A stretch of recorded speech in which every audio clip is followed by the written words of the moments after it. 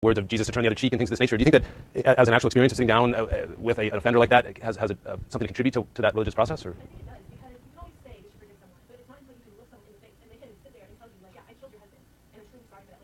Like that in-person meeting that really brings out like those true spirits, like in people. You know, you really get to see, if a person is truly sorry or is just like crazy, and you really get to reconcile like for yourself something that actually happened and not something that's just in your mind. And so it's like it becomes reality. Other thoughts, observations? Why do you think apology? It's interesting.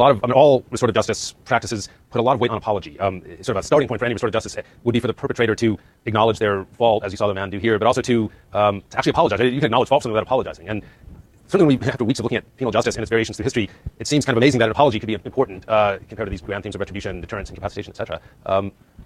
Tony?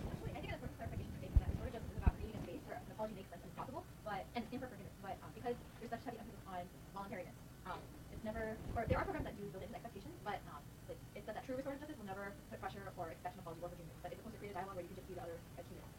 And then if in that context someone does want to apologize, then that's it's great. And I do think that's possible, but it shouldn't be expected.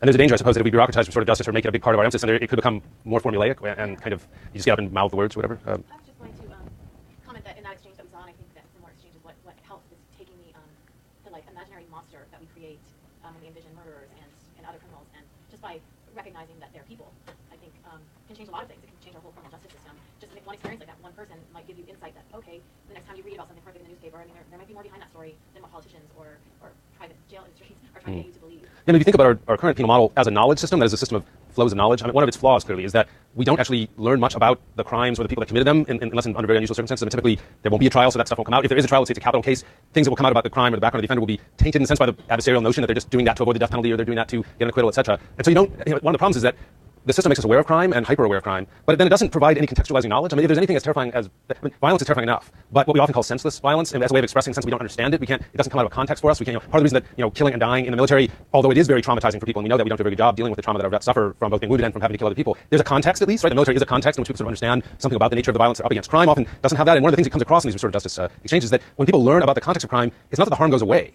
but there's sort of the harm, and then there's the kind of fear of the unknown that is associated with crime. You don't know whether this is another Charles Manson or what's going to happen. Sort of making the person more human, but also creating a context in which that crime happened, but also in which other things may follow, right? We know where this guy's going to be. It was interesting that for the woman, the wife of the victim and the daughter, they were clearly interested to learn about what his life was like in prison, right? So many of us picture people in prison, but we may picture them bench pressing and having a good time in the gym with their friends, or we may picture them fighting with each other and being violent gang members, etc. And I think they were genuinely moved and satisfied in a weird way by realizing that he was suffering, right? That his life, I think it was an incredibly powerful image that his life would become a still photo, right? Where everything was the same day after day.